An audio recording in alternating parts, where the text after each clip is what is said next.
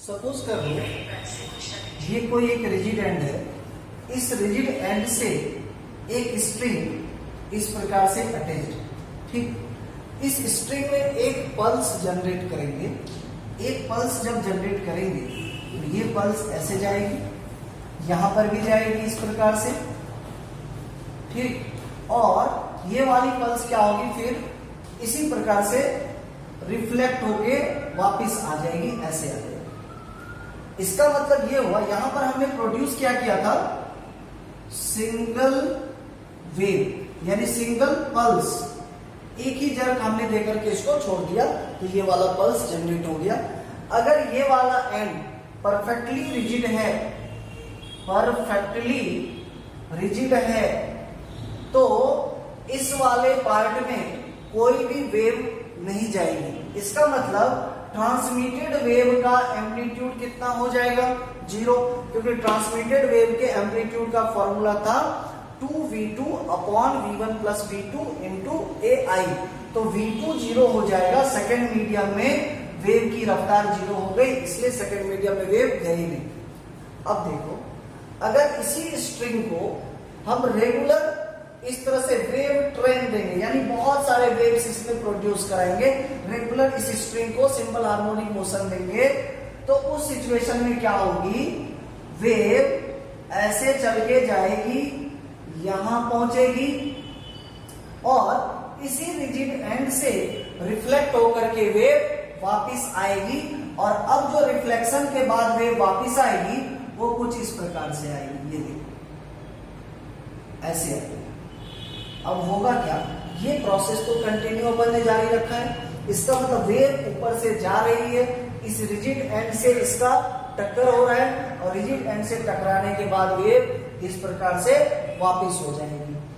ऐसा होने के बाद जो वेव हमको मिलेगा इस स्ट्रिंग में वो कुछ अलग ही वेव होगा। जैसे यहां पर सिंपली क्या था, सिंगल पल्स दिया, रिफ्लेक्ट होकर के वही पल्स हमको वापस मिल गई। यहां पर क्या था, देखो आप इसको रेगुलर सिंपल हार्मोनिक मोशन करा रहे हो, यानी ये वाली पल्स जाएगी, टक्कर होगी, टक्कर के बाद ये रिफ्लेक्ट हो जाएगी, इस तरह से फेज डिफरेंस हो गया यहाँ पर, फिर से नई वेव जाएगी, फिर से वापस आएगी, फिर से नई वेव जाएगी, फिर से वापस आएगी। यानी इस स्ट्रिंग का जो हमको स्ट्रक्चर मिलेगा वो बिल्कुल एक डिफरेंट स्ट्रक्चर मिलेगा। ये स्ट्रिंग थी, ऐसा स्ट्रक्चर हमको मिलेगा,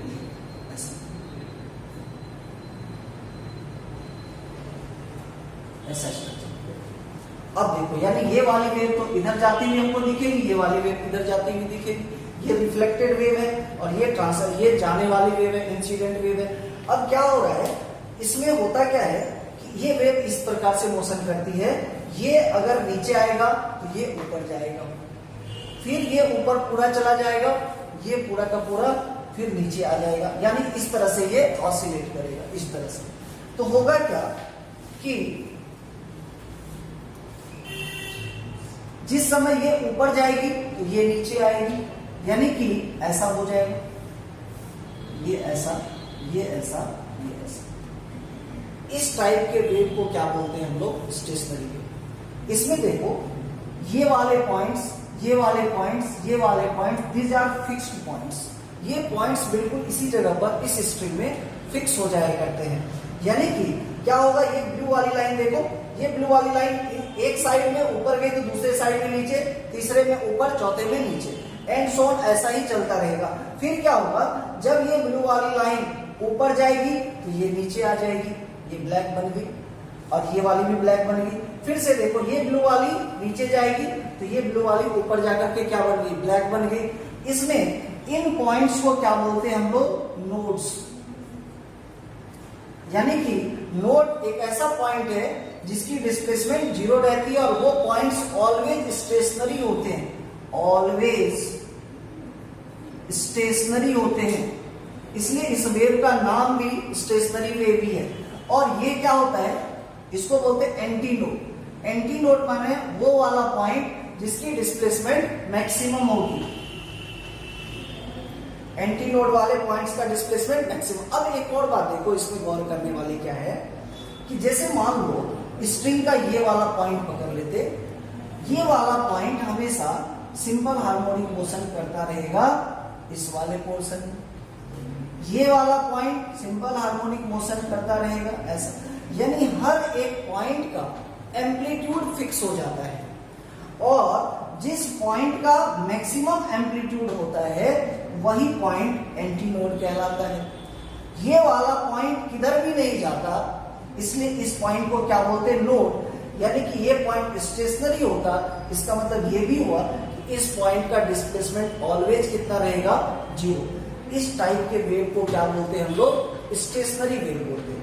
अब देखो, जो वेव जा रही थी वो तो साइनोसोडल वेव थी और ट्रैवलिंग वेव भी थी, और जो वेव रिटर्न होकर के आई, जैसे ये वाली वेव रिटर्न होकर के आई, तो ये भी तो साइनोसोडल वेव होगा और ये भी ट्रैवलिंग वेव है।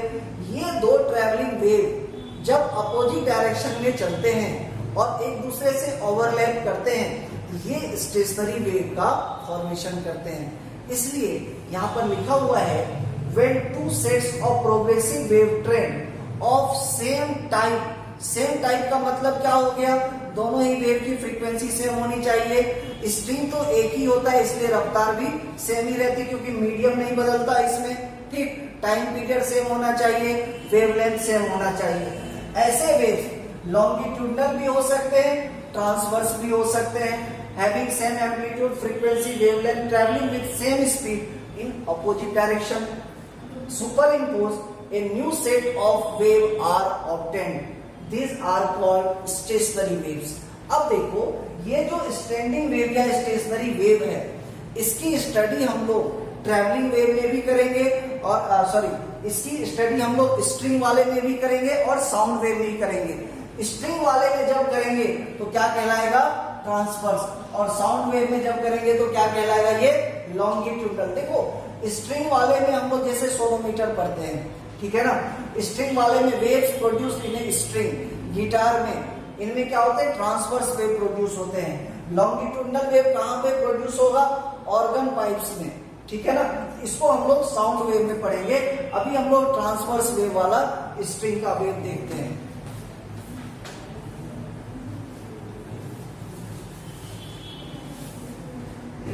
तो स्टैंडिंग वेव में हम लोगों ने देखा क्या कि जो वेव बनता है वो कुछ इस प्रकार से बनेगा ना, ऐसे पॉइंट्स होंगे, ये वेव ऐसी आएगी, ऐसे। अब देखो क्या होगा, हम लोग इस वेव को ऐसा बनाएंगे, जब क्या होगी कि ये वाला तो मीन पोजीशन होता है, ये वाली वेव जब नीचे आएगी तो ये वाली वेव ऊपर जाएगी। आप देखो, मीन पोजीशन पे ये दोनों ही वेव्स एक साथ पहुंचेंगे, ठीक है ना, और ये जब ऊपर जा रही है तो ये नीचे आ रही होगी, फिर अगली वाली भी ऊपर जा रही होगी। एक्सट्रीम पोजीशन पर और मीन पोजीशन पर दोनों ही एडजेसेंट वेव्स एक साथ आने वाले हैं। ऐसा होगा कैसे, जब ये वेव देखो, ये जो स्ट्रिंग है, ये स्ट्रिंग जब ऊपर उठेगी तो कुछ इस प्रकार से उठेगी, उस समय ये वाली स्ट्रिंग नीचे की तरफ बढ़ना स्टार्ट हो जाएगी, ऐसी बढ़ेगी, ये ऊपर उठना शुरू होगी ऐसे, फिर और ऊपर जाएगी, ये और नीचे आएगी, ये और ऊपर जाएगी ऐसे, फिर ये नीचे आएगी, ऐसे इस प्रकार से बढ़ती जाएगी, मैक्सिमम डिस्प्लेसमेंट तक जाएगी। फिर क्या होगा, जब ये मैक्सिमम पर पहुंच जाएगी तो फिर ये नीचे आना शुरू होगी, ये नीचे आना शुरू होगी तो ये ऊपर जाना शुरू हो जाएगी। तो इस प्रकार से वेव फॉर्म हो जाएगा। इसको बोलते हैं हम लोग क्या, स्टेशनरी वेव या फिर स्टैंडिंग वेव। इस चीज को हम लोग क्या बोलते हैं बेटा, लूप बोलते हैं, इसको बोलते हैं नोड, और हायर एम्पलीट्यूड वाले पॉइंट्स को क्या बोलते हैं, एंटीट्यूड। अब ये प्रोड्यूस कैसा हुआ था कि एक साइड से वेव इंसिडेंस हो रही थी, दूसरे साइड से वेव रिफ्लेक्ट हो रही थी। तो इसका हम लोग देखते हैं इक्वेशन कैसा आएगा स्टैंडिंग वेव का, ठीक है ना। सपोज कर लो दो साइन वेव्स हैं, जो वेव जा रही होगी उसकी मान लेते हैं हम लोग डिस्प्लेसमेंट की equation y1 is equal to a sin omega t minus kx, ठीक। ये किधर जा रही थी, लेफ्ट से राइट की तरफ, यानी पॉजिटिव एक्स एक्सिस के अलॉन्ग जा रही थी, इसलिए अपन ने यहाँ पे क्या लगाया, माइनस का साइन लगाया। और जो वेव रिफ्लेक्ट होकर के वापिस आ रही थी उसकी इक्वेशन क्या हो जाएगी, ए साइन ओमेगा टी। अब वो तो किधर आ रही है, नेगेटिव एक्स की तरफ, तो यहाँ पर वैल्यू क्या हो जाएगी, प्लस के एक्स। हो सकता है उसमें कुछ फेज डिफरेंस भी आ जाए, मान लेते हैं वो फेज डिफरेंस कितने का आ गया, फाई का।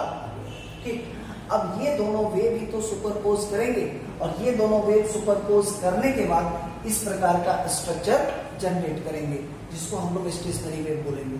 तो देखो final resultant wave y is equal to क्या हो जाएगा, y1 प्लस y2। और y1 प्लस y2 यानी इस इक्वेशन और इस इक्वेशन को हम लोग ऐड करेंगे। जब इन दोनों इक्वेशंस को हम ऐड करेंगे तो हमको जो फाइनल रिजल्टेंट वेव मिलेगी, इसको आप कर सकते हो, जैसे फाई की डिफरेंट वैल्यू जब हम लोग रखेंगे तो अलग अलग वेव की इक्वेशंस मिलने वाली है। अगर मान लो फाई की वैल्यू आप 0 डिग्री रख देते हो, ए को ले लो common, sine C plus sine D वाला फॉर्मूला लगा देंगे। इस फॉर्मूले का जब हम लोग यूज करेंगे तो हमको जो इक्वेशन मिलने वाली है वो ऐसी मिलेगी, 2a cos के x साइन ओमेगा टी। एक इक्वेशन तो ये हो गई स्टेशनरी वेव की। फाई की वैल्यू फिर से बदल देंगे, पाई रख सकते हैं, पाई बाई 2 रख सकते हैं, ठीक है ना। जब ये वैल्यूज आप चेंज करते जाओगे तो ऐसी भी इक्वेशन आपको मिल सकती है, 2a साइन के x cos ओमेगा टी। और इक्वेशन मिल सकती है y is equal to 2a cos के x cos ओमेगा टी। एक और इक्वेशन मिल सकती है 2a साइन के x साइन ओमेगा टी। ये सभी फॉर्म स्टेशनरी वेव के ही डिपेंड करेगा इस फाई की वैल्यू आपने क्या ली। हम लोग क्या करते हैं, इसमें से किसी एक वेव को स्केच करते हैं। ठीक, सपोज कर लो जब फाई की वैल्यू 0 थी तो हमको ये वाली वेव मिलेगी, ये आप करके देख लेना।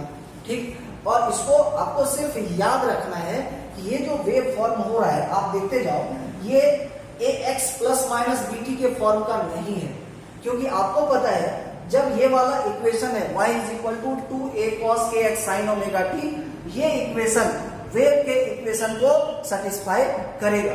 यानी अगर हम देखें, हम ये बोल सकते हैं d square Y by D T square is equal to velocity of wave into D Y by velocity of wave का square D Y by D X का होल स्क्वायर। ये क्या था, वेव का इक्वेशन था, इसको ये सेटिस्फाई करेगा। इसका मतलब ये हुआ कि ये वेव तो है, ठीक, लेकिन इसका जो सॉल्यूशन था, सॉल्यूशन कैसा था, function of a x plus minus b t वाला फॉर्मेट। ये किसका इक्वेशन था, ये तो था ट्रेवलिंग वेव का।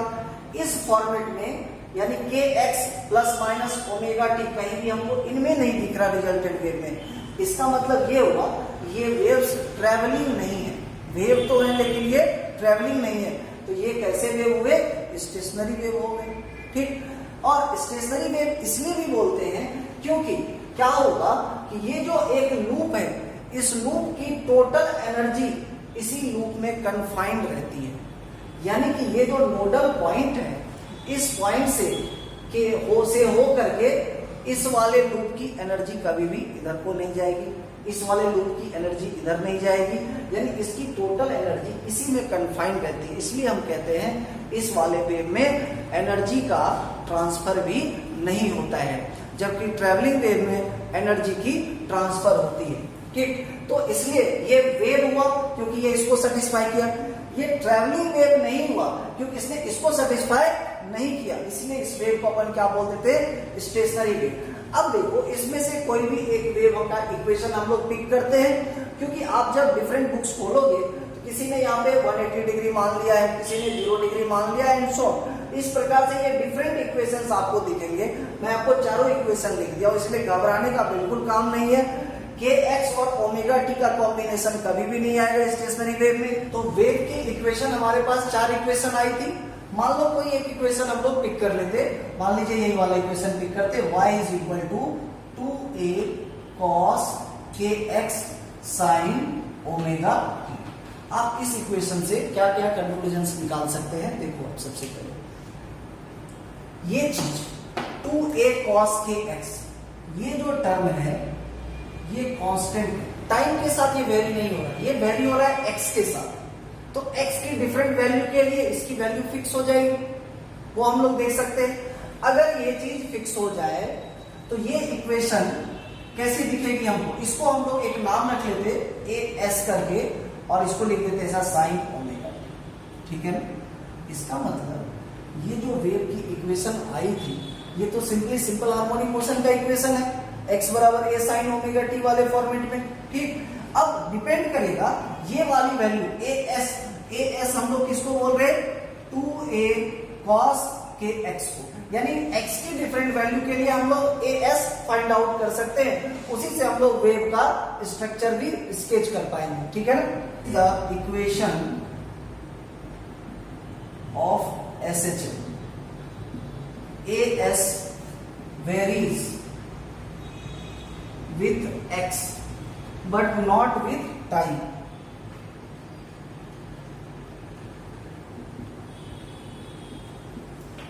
एक और बात कह सकते हैं हम लोग, ये वेव स्टेशनरी है, so energy of each loop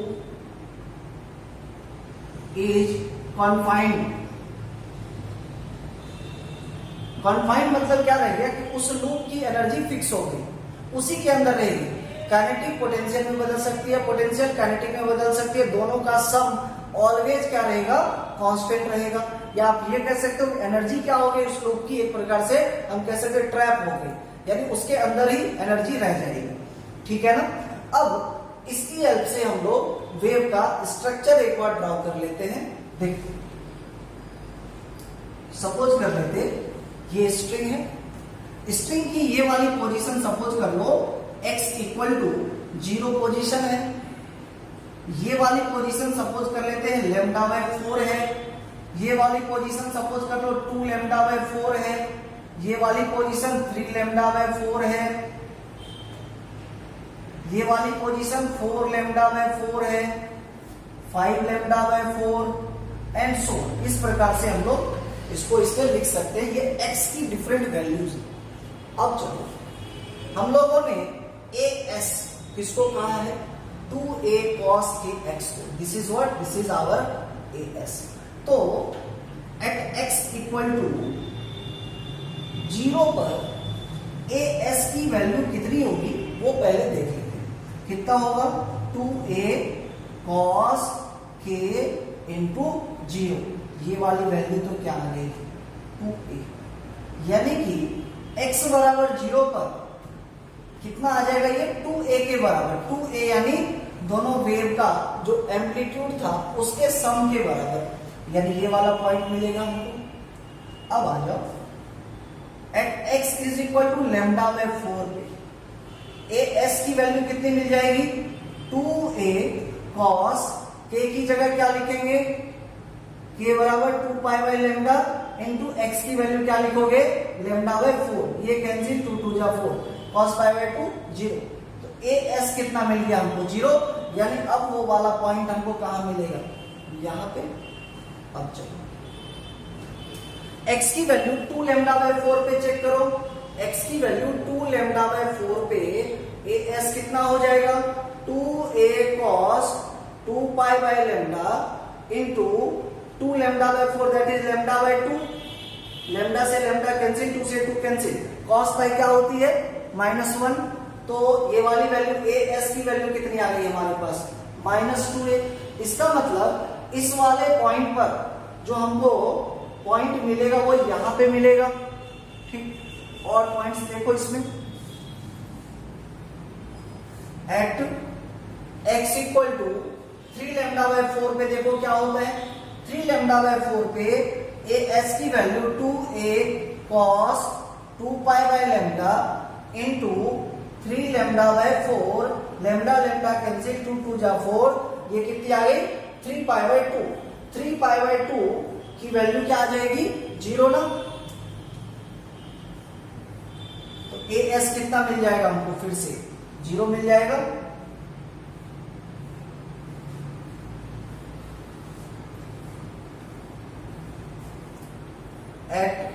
is equal to 4 lambda by 4 पे चेक कर लो, तो ए एस बराबर 2a cos 2 pi by lambda into x की वैल्यू कितनी, लैम्डा, ये कैंसिल 2 पाई, यानी ये वाली वैल्यू कितनी मिल गई हमको, 2a मिल जाएगी। ठीक, यानी यहाँ पर 3 लैम्डा बाय 4 पे अपने को वैल्यू क्या मिल गई, 2a। तो देखते जाओ वेव किस प्रकार से स्केच होगा, हम लोग और आगे भी कर सकते हैं। 4 लैम्डा बाय 4 पे यहां पर मिलेगी ना। ठीक, देखो ये वेव किस प्रकार से स्केच होगा,